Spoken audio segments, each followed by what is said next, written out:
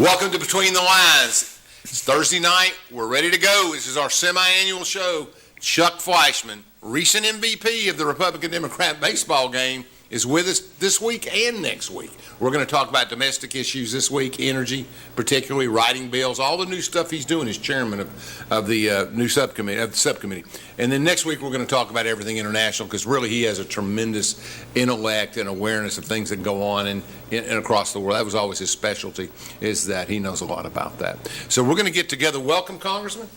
Alan, it's always great to be with you. 7 straight weeks in that crazy city on the hill. So it's good to be back. You didn't get to come home for 7 weeks?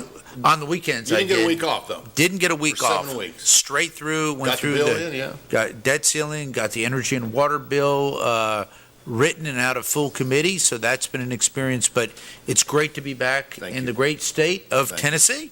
Chuck, he's a little bit humble on these things, but he has been a congressman on this committee for 8 or 9 years, or is it 8 years or 10 years? I think he went on it's over a decade now. Yeah, okay. After my first term. He knows a great deal about this, and he's represented Y12 for us Oak Ridgers, ORNL, and the OK25 and all that. Now, if we translate that into contractors, of course, we've got CNS, UT Battelle, and we've got UCOR. But a lot of employees there, 8 or 10,000 employees, and depend on things. So he represented that $7 billion investment year after year after year.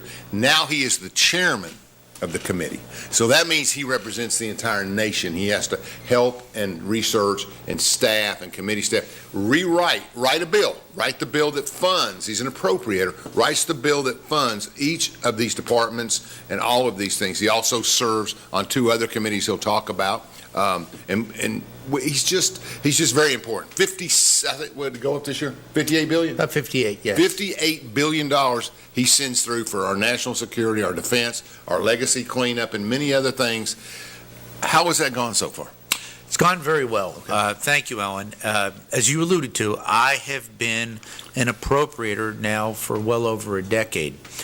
And I've served on the Energy and Water Subcommittee, which funds all of the Department of Energy and the Army Corps of Engineers. It's a wonderful portfolio. Bureau of Reclamation, had to learn something about Western water.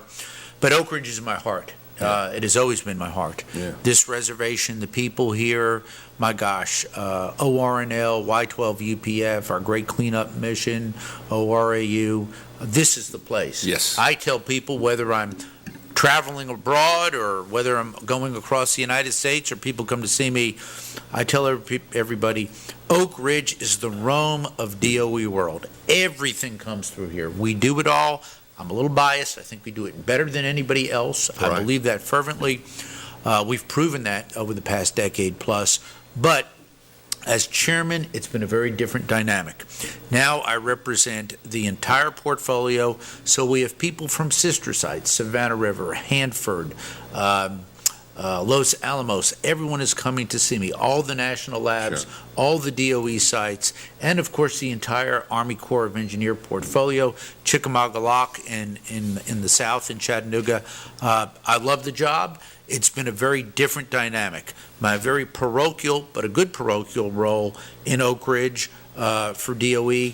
I was satisfied, and we did very well in this bill for Oak Ridge. Oak Ridge is my heart, will always be. But I was very, very fair and good for other sites around the country as well. Let me ask, we're going to cherry pick some of this stuff so we know. Sure. I want to talk about how important UPF is. I want you to give me a little bit of a background on why UPF is necessary. Let's go back to 101 and what's going on worldwide and domestically that makes UPF, maybe, in my opinion, the most important thing going on in Oak Ridge. Couldn't agree with you more. Yeah. Absolutely, Alan. The world is dangerous. America's nuclear arsenal is our best deterrent against ever having a nuclear event. Y12, the men and women, the contractors there for years have worked in a facility that is older, has had some construction issues, has literally had some concrete falling. These men and women are true American heroes. They work hard. They always get their work done. What do they do at Y12? They keep our nation's nuclear arsenal updated and on track.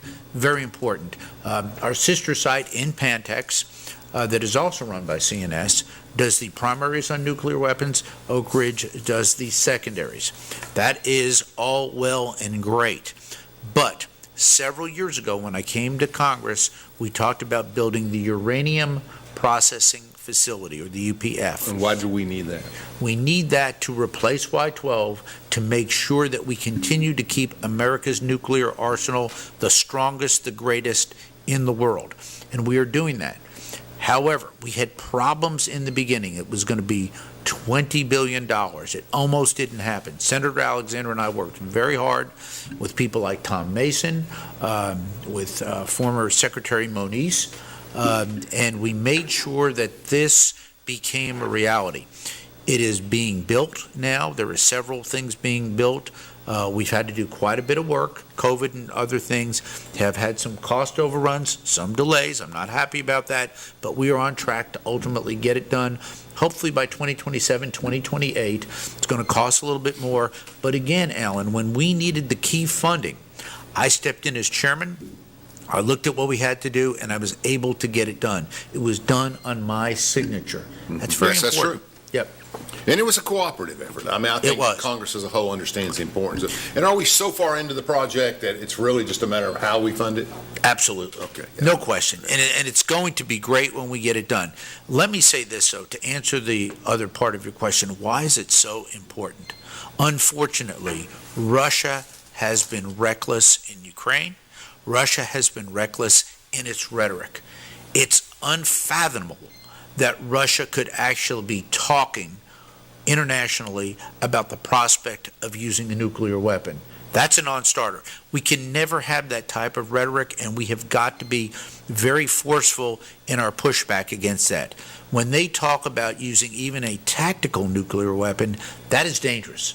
That is something that should be off the table, persona non grata. You just do not do that. They're doing that. They're still doing that with their rhetoric.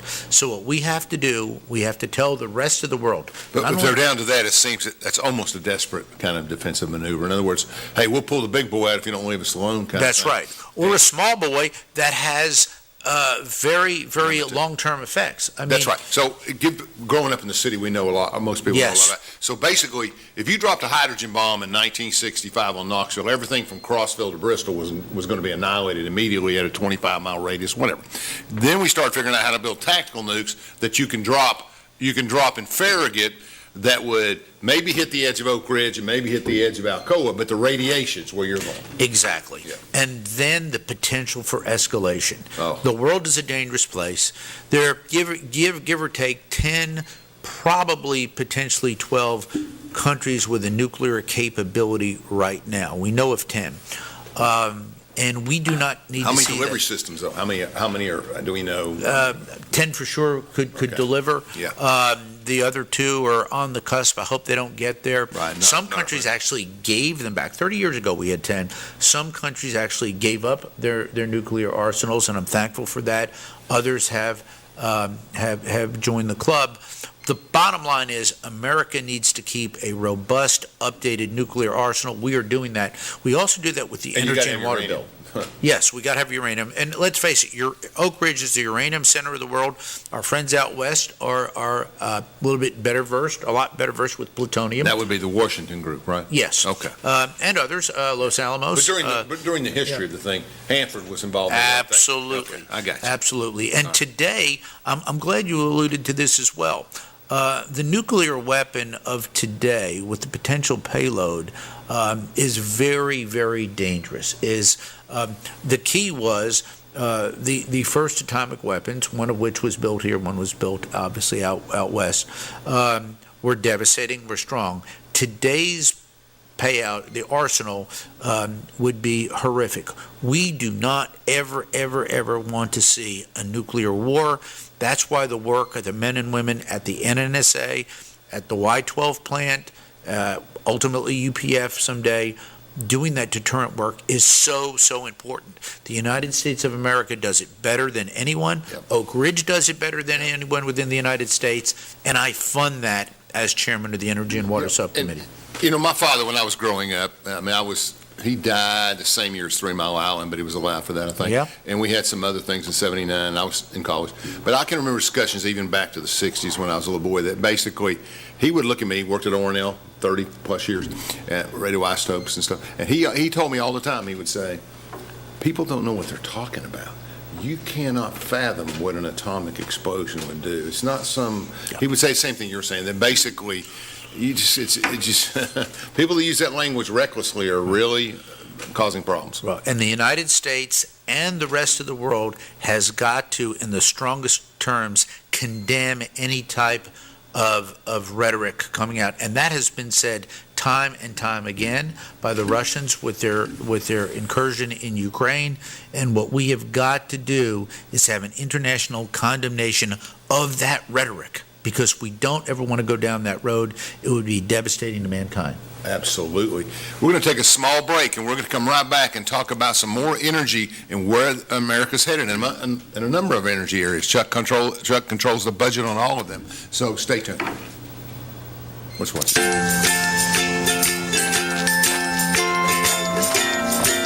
All right, crew, let's get started. All right.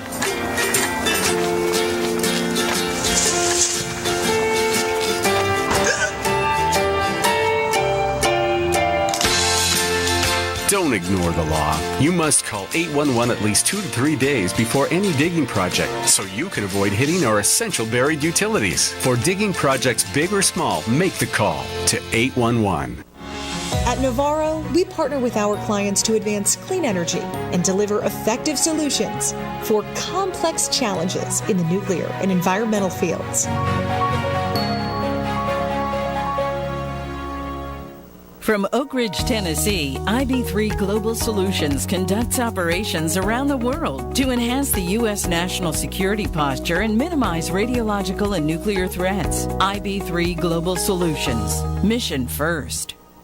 Daniel Forrester has been recognized as one of East Tennessee's leading attorneys for nearly 2 decades. Civil disputes, criminal defense, divorces, and juvenile custody cases are all part of an impressive resume. Daniel's legal experience also includes representing clients in local, state, and federal courts. A husband and a father, Daniel is a Rule 31 certified mediator who has represented hundreds of families in Chancery Court. Call Daniel Forrester Law Office at 865-457-7900 for a free consultation. Birchfield's is Oak Ridge's premier dining spot. They offer an incredible breakfast buffet that's just $14.95, and it includes your drink. But they also offer Eggs Benedict and pound cake French toast. From 4 to 6 p.m. Monday through Saturday, Birchfield's offers happy hour specials, including 50% off appetizers and special prices on drinks, plus amazing dinner entrees that are served from 5 to 10 p.m. Enjoy an unforgettable dining experience today at Birchfield's, located inside the Doubletree Hotel on Illinois Avenue.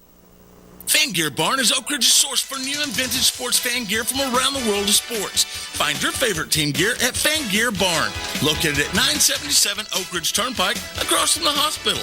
Open 10 a.m. to 7 p.m., 6 days a week. Closed on Sundays.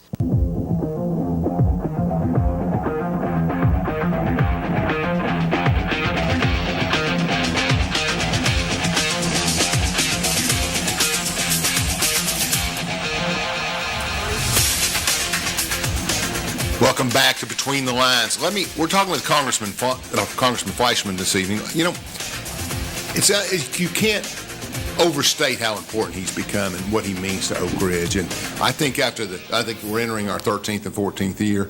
I don't know if that's a banner announcement. That's probably neutral for people. But, you know, we talk about, just for a brief moment, we talk about voting for a closed government, voting for an open government. You know, talking about the budget, that basically we need to fund the budget or we need to reject the budget. Very controversial among conservatives and liberals, et cetera, et cetera. But soldiers can't fight without bullets. I mean, you know, veterans need health care. I mean, you need to work out the differences before then the best you can. But I appreciate your vote. I know everybody in Oak Ridge does appreciate your vote to vote to raise the debt ceiling. I mean, you have no choice. And you're so right, Alan. Here's the situation. There was a lot of confusion out there. This was not a situation of the annual budget potential yes or no on a shutdown. That is always a very important situation. We will face that in September. What we were facing, literally, was a default on American debt. And that would have been something that, if we had not gotten that done, would have had longer-term effects. I have never been a fan of a government shutdown. Our friends here in Oak Ridge, we've had 3 since I've been in Congress. It's not a happy place to be in Oak Ridge when there's a government shutdown, because our plants shut down. They've got to prepare for this. Individual businesses are hurt. And they've told me, Congressman, it has taken a while to get back.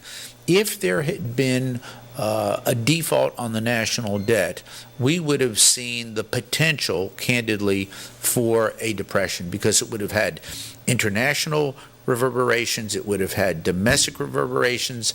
We could not have fixed that in a week or two, as we have done traditional government shutdowns. It was apples and oranges. So we needed to get that vote done, and it was a fair deal. Was it perfect? No, but think about it. Republicans did pretty darn well, considering we had 1/3 of the negotiating strength. The Democrats had the Senate, the Democrats have the White House, we had the House, we had concessions, and that's why progressives just really did not like this deal. It was a good negotiation done by our Speaker under all the circumstances, and a responsible vote. I will always be responsible in terms of the way that I advocate and vote, not only for the people of Anderson and Roane counties, but for the entire 3rd District and for the great state of Tennessee. And we have to remember that we're now 3 months from the end of the year. The year ends September 30th, and what the congressman is referring to is they have to get a budget passed that they can agree on for 2024, which starts October 1st of 2023. Correct. So important. And in that budget deal, if we do not, and that's why, again, focus has been put on appropriators. There are 12 cardinals, 12 subcommittee chairs of appropriations, but if the appropriation bills, all 12 of them, and my bill, the Energy and Water bill, just was passed out of our full committee, passed it in subcommittee, full committee, we should go to the floor in July. We're going to have to get that passed. Then the Senate is going to have to get that passed. And then, of course, the administration will have an ability to either sign off or not. But if we do not do that, there are automatic sequester cuts that come in across the board. That is baked into the debt ceiling agreement. So the debt ceiling agreement will continue to affect the appropriations process. Bottom line, a lot more focus on being an appropriator. I'm Tennessee's only appropriator in the House. Fortunately, we have our dear friend, my dear friend, Senator Bill Hagerty, who I speak with almost on a weekly basis. He serves on the Senate Appropriations Committee. He's actually junior to that role because he's newer in the Senate. Senator Alexander actually chaired that subcommittee. So, again, a lot of focus, a lot of responsibility on me. I'm up to it. I enjoy it, and we're going to get it done. Yeah, there's no bigger fan of Senator Bill Hagerty than me. You've heard me speak and talk about things. He's got great capacity. He's smart. He's intelligent. He's a statesman. That's right. He's a statesman. He's a throwback a little bit. Yes, sir. He is. There's no question about that. He kind of reflects Lamar Alexander better than most. That would be my position on it. More conservative than Lamar, though. Yeah, yes. very. Yeah. So I guess that is the time. And but love Bill, love his team. They think the world of you, by the way. Thank you. And let's talk about Riley Levingood for 30 seconds. Oh yes. Riley represents. Represents Senator Hagerty here in Knoxville, Tennessee, as his field app here, and he took a 10-week leave of absence to go play professional football for the Pittsburgh Maulers. He's a long snapper. He was an All-American at UT.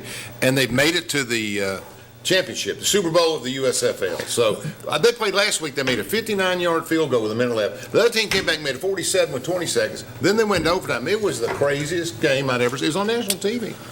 Riley is one of those great individuals. He's from Bradley County, Tennessee. Correct. His daddy's a pastor down there. I represent, for our listeners, all of Bradley County. Yeah. It's my second largest county after Hamilton. His dad's a great guy. His brother's pastor in Knoxville. I didn't know that. Out in Concord but somewhere. Bradley is one of those great, Riley is one of those great individuals who has stuck with it. Tremendous talent, long snapper at the Big Orange, my alma mater. But when he faced adversity, he had a guard fall on him the last play of the game and hurt his knee. Was ready to go pro. He has stuck with it. He's a great athlete. He's a good guy.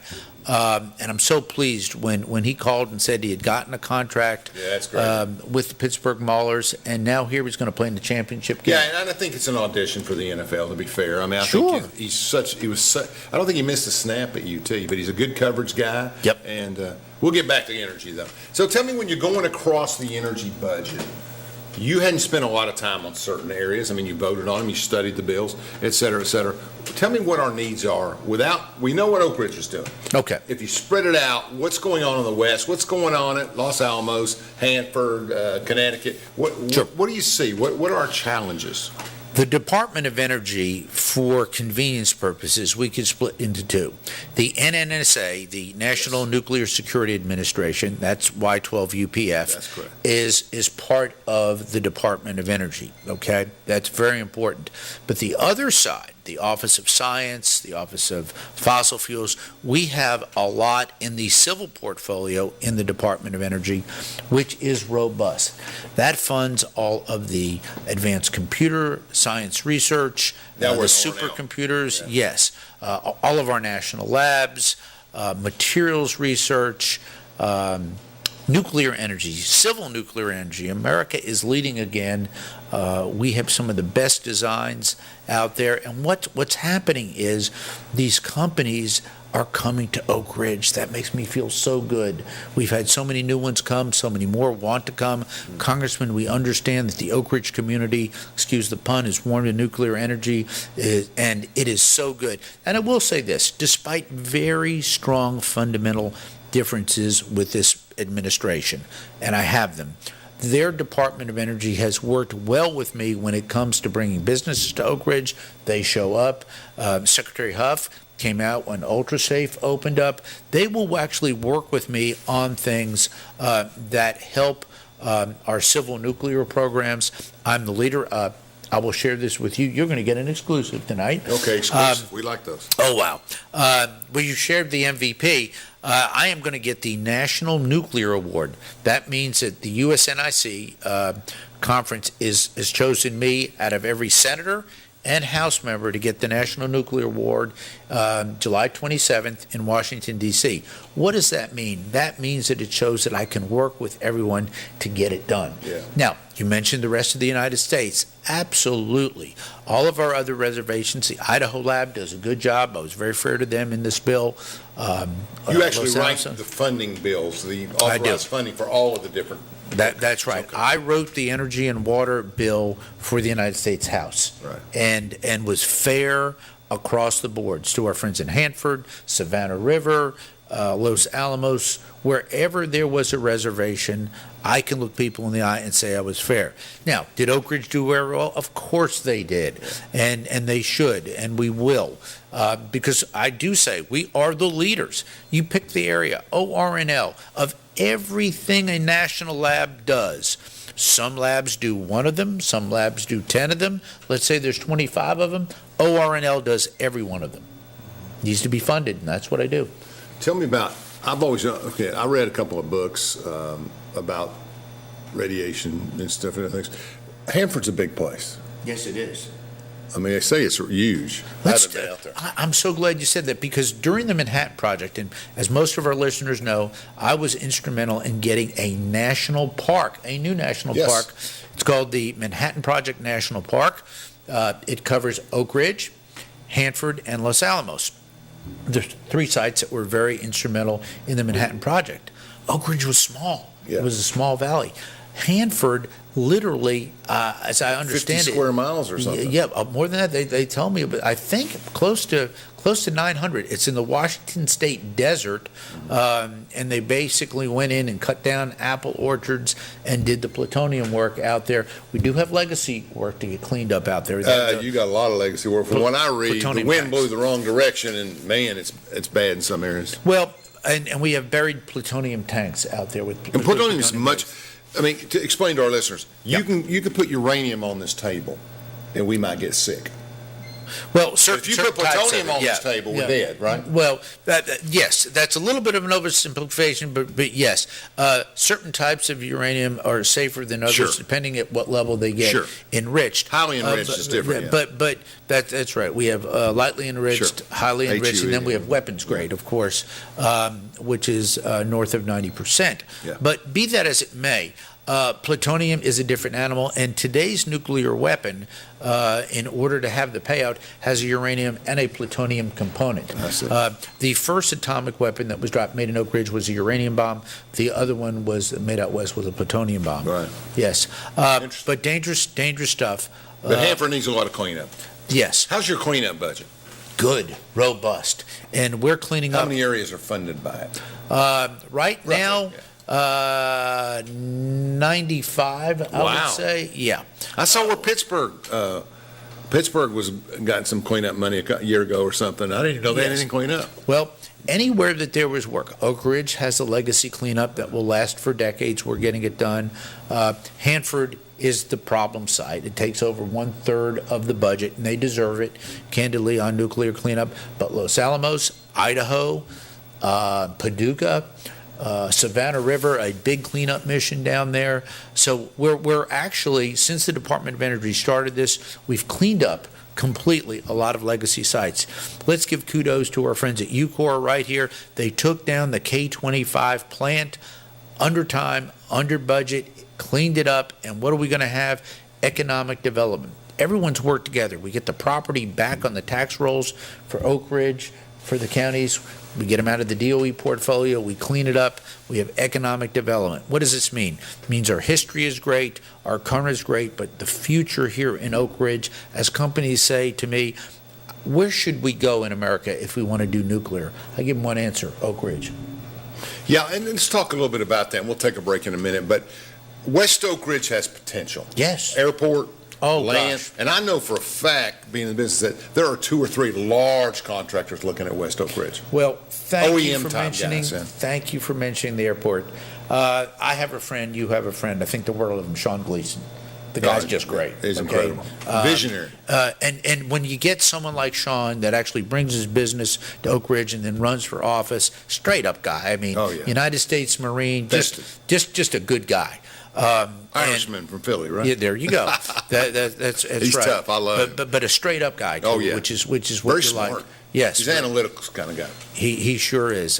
Double thumbs up for him. Yes. But he wants an airport. I want to see an airport. This is going to be built on former legacy site grounds that we've cleaned up, that we've gotten back in our portfolio. We've got some work to do. Oak Ridge is the last large-sized city in Tennessee of its size without an airport. That's correct. Now, I'm going to talk about a city that's near and dear to me, Cleveland, Tennessee. Bradley County had an airport, okay?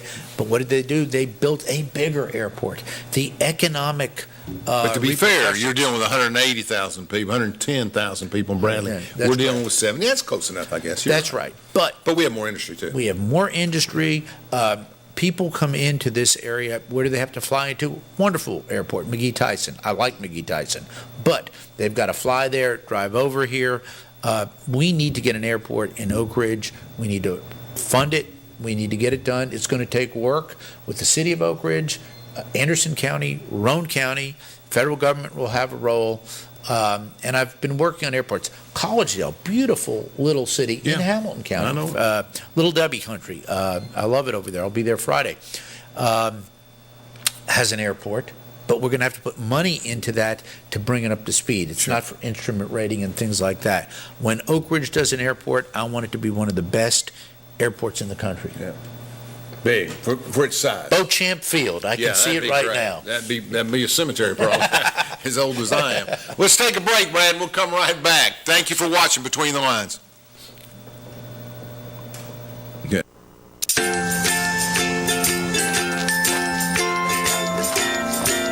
All right, crew, let's get started. All right.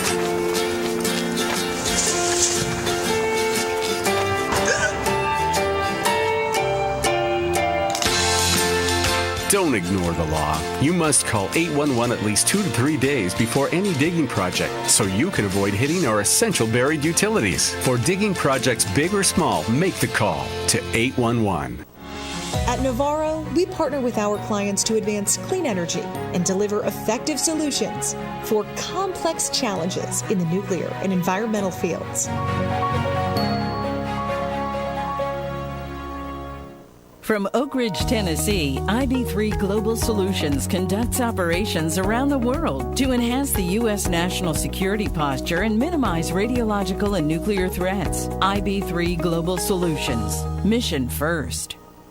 Daniel Forrester has been recognized as one of East Tennessee's leading attorneys for nearly 2 decades. Civil disputes, criminal defense, divorces, and juvenile custody cases are all part of an impressive resume. Daniel's legal experience also includes representing clients in local, state, and federal courts. A husband and a father, Daniel is a Rule 31 certified mediator who has represented hundreds of families in Chancery Court. Call Daniel Forrester Law Office at 865-457-7900 for a free consultation. Birchfield's is Oak Ridge's premier dining spot. They offer an incredible breakfast buffet that's just $14.95 and it includes your drink. But they also offer Eggs Benedict and pound cake French toast. From 4 to 6 p.m. Monday through Saturday, Birchfield's offers happy hour specials including 50% off appetizers and special prices on drinks. Plus amazing dinner entrees that are served from 5 to 10 p.m. Enjoy an unforgettable dining experience today at Birchfield's, located inside the Doubletree Hotel on Illinois Avenue.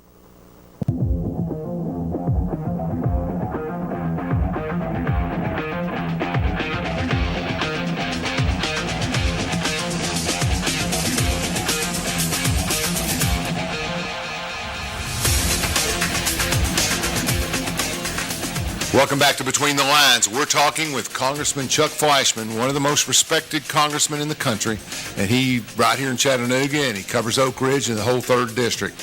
Congressman, when you look at your budget that you just wrote, your bill that you wrote for the upcoming year, and you look at 58B, where are the changes in funding? Have there been? Is it pretty much what we saw last year, or has there been some increases in certain areas? It's an excellent question. The budget changes year to year. That's why you want to avoid a continuing resolution, which is a repeat of the previous year.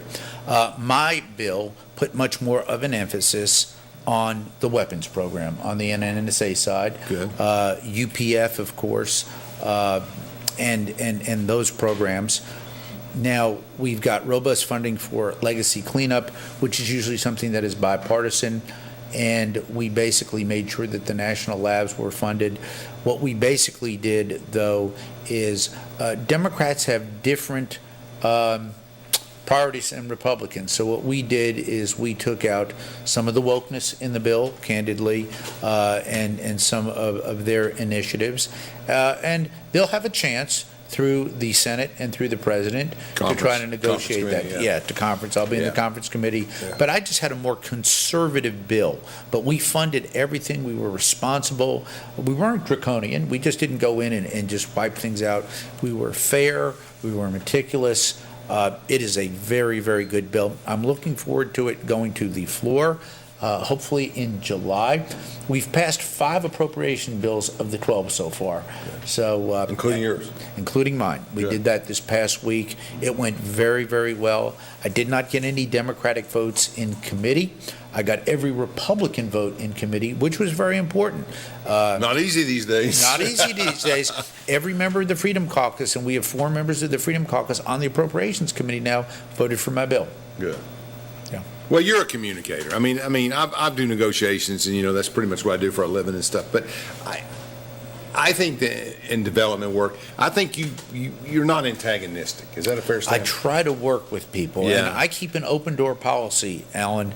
As you know, I'm a conservative Republican, but I like people, and I realize the Democrats appreciate that. They do, I think. And others, independents, Republicans. I think even I watch conservative Republicans interact with you much more. I'm talking about the far right. Yeah. Always laughing and smiling, same on the other side. Sure. And some of the Democratic leaders in these committees are in their advanced years, late 70s, early 80s. They are. My Democratic co-chair is a lady from Ohio, Marcy Kapper. Great lady. Very nice lady from Toledo, the longest-serving woman in congressional history. Morton Closey. Yeah. Yes. Wow. Yes, more than Pelosi.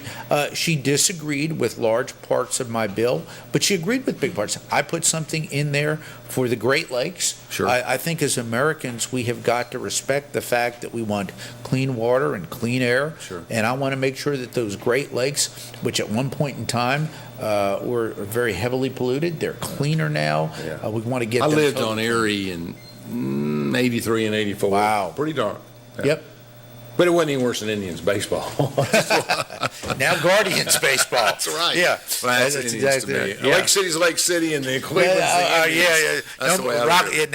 now Rocky Top. That's right. yeah. Used to be what? Coal something. Coal Creek. Coal Creek in the Back day. in the turn of the century, the last century, yeah. Absolutely. Well, we love them all. Yeah, New River had 5,000 people in those days. We brought water to New River. We did bring water to New River. I remember that. We did that early in my congressional 2010 career. and 11, yeah. Yeah, we get about, 98 people voting that precinct, and I think Depends I went, on a general election, you'll get 95 to 100. Now, like in an August election, there'll be 50, and then like in a primary. and I lose about 3 of them. That's it. That's About right. 3. You're pretty well liked up there. Yeah, thank you. Sabre, what took you up there? I was going to say, when Sabre Beauchamp takes you to New River, Well, you got it's to like Phillips Caesar on that taking trip. you gotta back to go Rome. She's a Phillips on that trip. I mean, That's exactly right. So, tell me what the challenges of the laboratories are. I mean, it seems to me, and I'm not a technology guy, I'm a business guy, but it seems to me that technology is advancing so fast. Let's talk about AI in the plants, and let's talk about some Sure. things that challenge our culture. Absolutely. Well, you mentioned the national labs. National labs were on the Hill last week. They came to see me. As our listeners may or may not know, I'm an appropriator. I sit on 3 key appropriation subcommittees. I chair Energy and Water. Speaker of the House, Kevin McCarthy, my friend, came to me a couple of months ago and he said, Chuck, I want you to go back on the Science Committee. And I was being a little rhetorical with my dear friend, and I said, why? Why? He said, because we want to get an appropriator on the Science Committee. I started my career on the Science Committee. I went back at his request. So now I'm an appropriator and an authorizer. So in football terms, I'm on offense and on defense. I Okay. play both sides of the ball. Having said that, the labs portfolio, there are 17 wonderful national labs. They're all great. It's hard to, I didn't think there were that many. I thought it was 12 or Now, something. my lab is ORNL, Right. run by Battelle, and my alma mater, the University of Tennessee at Knoxville. Go Big Orange. I gave that speech in the MVP speech. Notice I had So- the UT tie on. He has the Alabama tie on. I just want to That's a little orange. I got a red tie on, yeah. But be that as it may, AI is very important. Oak Ridge will have a major role in artificial intelligence. I think this is something that we have got to realize the magnitude and the strength of what AI is, of what it can be, and we've got to be very careful. Dangerous. It has, just like any great development, there's always a potential bad use for it, okay? And when you think that they can actually recreate a person's voice and use it for nefarious purposes, their image and use it for nefarious purposes, so we've got to watch it, but we want to make absolutely certain that while there is AI, that the United States continues to lead in that area, and our national labs are doing a great job. What about robotics? You ever come across that? Robotics? I do. I do. Any closer to like a cook or somebody can clean or something? Going to a new factory right now, whether it's in Anderson or Roane County or in McMinn County, and that's why we need a trained workforce. Many of these robots are doing welding, they're doing so many different things. It's amazing to watch. However, you need a person skilled and trained to run that robot. And I've been so impressed because our new workforce, and these are great paying jobs, $70,000, $80,000, $90,000 a year jobs to people who get trained in this. They will actually sit there, program the computer, work with the robot, and get things done. So the new American factory is cleaner, is safer, has many more robotic elements to it, and that's going to be the factory of the future. So we will need fewer workers, but we will need better trained workers, and they will be compensated at a very high rate. We have a dearth in this country, a need in this country easily for hundreds of thousands of more workers who can run these robots and computers. I know they put, I remember I was at E-Tech, and Yes. there was a presentation 4 or 5 years ago, maybe less, about robotics in Austin Peay. Yes. And I think Pell Seeker, somebody was getting into the thing. So I don't know. You usually come when I speak. That's about it. I mean, Shirley comes for our company. Yeah. You know, Shirley's the rep for Tetra Tech. But Well, yeah, it's always good to see Shirley. When Shirley comes, I've got to put the A game on. That Shirley's, Okay, yeah, yeah. Shirley will judge you. Well, she's got the skills to evaluate you. Yes, I don't have the indeed. skills That's to I get the evaluate you. report card from Shirley. Shirley, that's right. Shirley's the authority on that. Yep. Et cetera, et cetera. So we have all this stuff in plants and so much going on in California. I mean, it's interesting. Sandia's out there. Yes, California. Livermore? That's right. Let's give kudos to the California labs and our labs in the West. They're all good. The recent fusion breakthrough. Let's talk about fusion. Yeah, let's talk about fusion. I chair 5 nuclear caucuses in the United States House, or nuclear-related caucuses. Okay, caucuses are great because Republicans and Democrats can come together and say, we like widgets, and you all work together on widgets, and hardly anybody fights. You get into a room, you work together. These are caucuses, and Nuclear Cleanup Caucus, Advanced Nuclear Caucus, they're all mine. Yeah. I chair them with a Democratic co-chair, and we do well. They're smart enough to get you to do all the work. That's what that That's what they do, translates because they into. know That's Fleischmann what's will right. do the work. Yeah, that's right. Well, they asked me to chair the Fusion Caucus, and I am the Republican lead on the Fusion Which Caucus. is, excuse me, but from my understanding, is a very Democratic focus. I'm just being generalizing, but Democrats like fusion. They do. Okay. Republicans pretty much all love fission. I'm getting more. I've got about half the Democrats on fission. There's some I'll never get. Pelosi will never get. Some of the older Dems I'll never get. It's more of an age divide. The younger progressive Democrats disagree with me everything except they'll come over on fission energy. But fusion, all the Dems love it. Some of the Republicans. What's Okay. the difference? Very, very different. I mean, I understand fission and fusion. You know. All right. In fission, you're breaking apart atoms to create energy. That's what actually happens with nuclear energy and the like. With fusion, it's what actually happens in our sun. Our sun is a star. You're basically taking atoms and you're fusing them together. So instead of dividing them, they're coming together at great and high temperatures and producing energy. Why do the Democrats like it so much? Because it's clean energy. That's right. When it works. It's difficult, but we had a breakthrough, and it came through out at the Lawrence Livermore Laboratory. And one of the naysayers about fusion always said, you're putting too much energy in and not getting enough Creating energy enough. out. And For you the hit a first time threshold. ever. You hit a threshold. Okay, we got, as a result of an experiment, I want to make sure I get this right for our listeners, we have 1.0 in and 1.5 yield out. That's good. Which is good, because prior to that it had been 0.7, 1 in and 0.7. So that worked. We've got So can work to we do. replicate that process? We can and we must. And what we're seeing now is a fusion industry. A group of about 20 or 30 fusion companies have started. We are going to fund fusion through the energy and water bill, just like we're doing fission. The president actually put a very high mark on fusion. Now, we're not going to meet his mark. He put $1 billion on it, okay? We're not going to do that, but we're going to get a robust number. Think of a few years ago, it was only $45 million. Yeah. And I've actually lectured at the White House on fusion. Yeah. I have a dear friend, Dr. Kathy McCarthy over at ORNL. She's my fusion teacher. She taught you. Yeah, that's exactly right. Like you kind of taught me politics, she taught me fusion. I don't know who did Who better. did the better job? I don't know. We'll let You're our still listeners working. know. I'm still working. Okay, that's exactly right. So, and I haven't figured out how to get us to commercial fusion. So I guess you win that one. But seriously, ORNL actually teaches me fusion, and we work together on that. Republicans and Democrats working together. But I will say this: fusion companies are coming to me, and they say, "Where do we want to go?"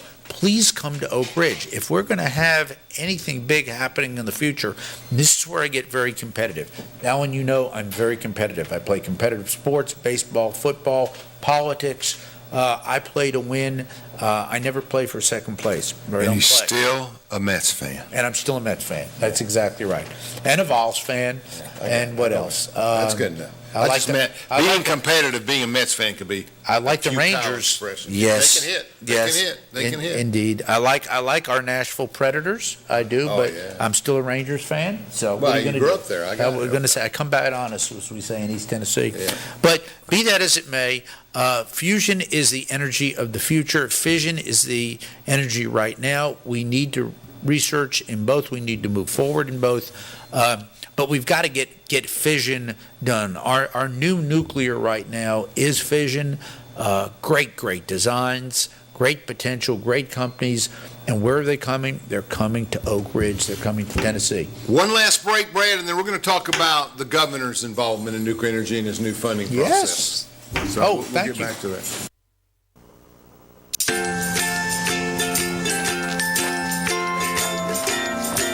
All right, crew, let's get started. Sure.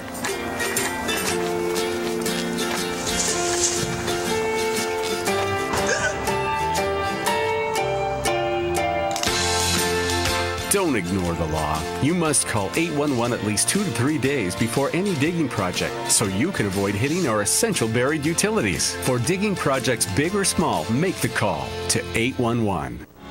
At Navarro, we partner with our clients to advance clean energy and deliver effective solutions for complex challenges in the nuclear and environmental fields. From Oak Ridge, Tennessee, IB3 Global Solutions conducts operations around the world to enhance the U.S. national security posture and minimize radiological and nuclear threats. IB3 Global Solutions. Mission first. Daniel Forrester has been recognized as one of East Tennessee's leading attorneys for nearly 2 decades. Civil disputes, criminal defense, divorces, and juvenile custody cases are all part of an impressive resume. Daniel's legal experience also includes representing clients in local, state, and federal courts. A husband and a father, Daniel is a Rule 31 certified mediator who has represented hundreds of families in Chancery Court. Call Daniel Forrester Law Office at 865-457-7900 for a free consultation. Birchfield's is Oak Ridge's premier dining spot. They offer an incredible breakfast buffet that's just $14.95, and it includes your drink. But they also offer Eggs Benedict and pound cake French toast. From 4 to 6 p.m. Monday through Saturday, Birchfield's offers happy hour specials, including 50% off appetizers and special prices on drinks, plus amazing dinner entrees that are served from 5 to 10 p.m. Enjoy an unforgettable dining experience today at Birchfield's, located inside the Doubletree Hotel on Illinois Avenue.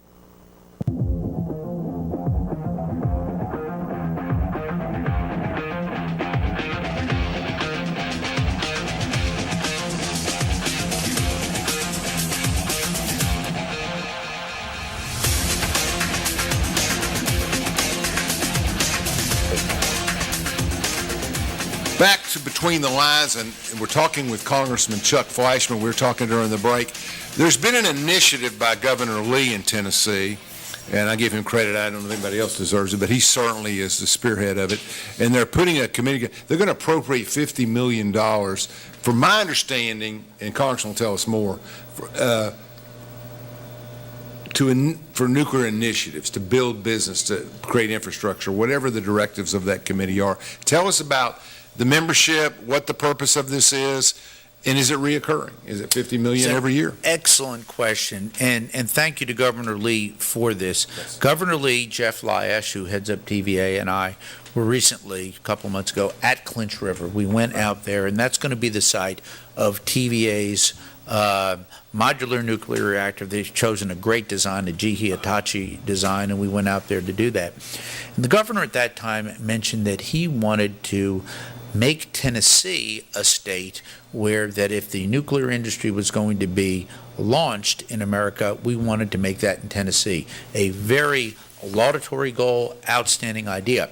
He got $50 million in this year's budget, and he has basically said that if it goes well, he's going to have that recurring next year and then in his final year. We hope that is a great appropriation, $50 million. Now remember, I have $7.4 billion of federal dollars going in, and that will go up, but this is a great idea on his part.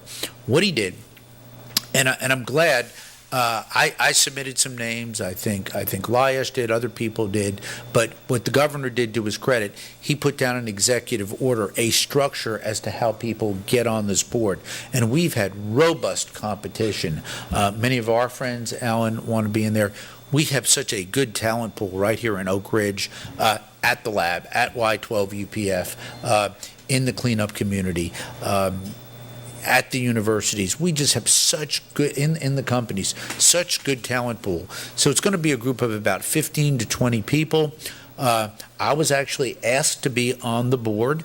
I'm very thankful for that. Unfortunately, or fortunately, House Ethics, with whom I always check, said that I could not do it. They said it would be a conflict of interest, so I will not do that. The executive order provides for a member of the House and the Senate to be a member of that from the federal delegation, so that probably will go unfulfilled again. Ethics comes in and says, well, look, Chuck, you're a federal appropriator. You should not be engaging in this. I'm not going to engage in it. So they'll have to find somebody else. But it'll be a great board. If it goes well, it'll be an advisory board. And here's the best thing about it. Let's say you have a universal widget that, whether you're GE Hitachi, Ultrasafe Nuclear, Holtec, pick the company, NewScale, wherever they've got a design, if there's a universal widget, let's build it right here in East Tennessee. So kudos to the governor for that. I did say that I would be there to lecture, to help. I cannot be on the board, but it's going to be a great board. You're going to see some really, really great names come out of this community on that board. Well, it seems like an opening for Steve Howell to me, but I'm not going to get into all that. He's not going to get into all that representation, but it's vicarious. He would be great on it, but since he works for me, he's conflicted. It's vicarious. He's risen to the top. So your staffers will be conflicted too, wouldn't they? They're all conflicted. My staffers, everybody. It's vicarious. One thing about it. What's the goal of this $50 million? What are we going to do with it? Is it obviously, if it's nuclear, seed money to attract? All right. We're not going to pay electric bills or clean buildings. Right. We're going to be seed money to attract people. If you want to build nuclear widgets for the nuclear industry and come to Tennessee, it's going to be there for your company, and it'll be a competitive process. It'll be a good, open, and honest process. And we want these companies to choose Tennessee. They're going to come here anywhere, anyhow. But I always harken back to what Senator McKellar told President Roosevelt. Where in Tennessee are we going to build it? When people ask me these questions, where in Tennessee are we going to build it? And if it's nuclear, where in Oak Ridge are we going to put it? Right. McKellar was strong.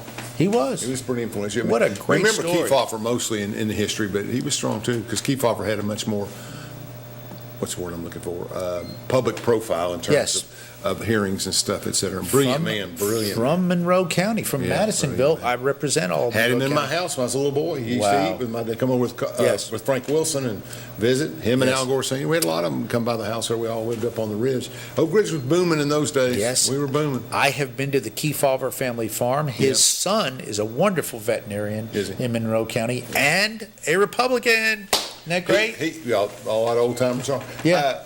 He had, my father said, and actually Frank Wilson actually told me this kid too, but he had a photographic memory. Kefauver could see you in Connecticut, meet you once in Tennessee, and stop and say, Harold, how are you? I mean, it was just amazing, my father said. He'd see him places all over the country and they'd talk. And practiced law in Chattanooga. Was part of the 1935 Chattanooga Bar Association. Wasn't president. I was president of the Chattanooga Bar in 96, back when I made an honest lawyer as a living.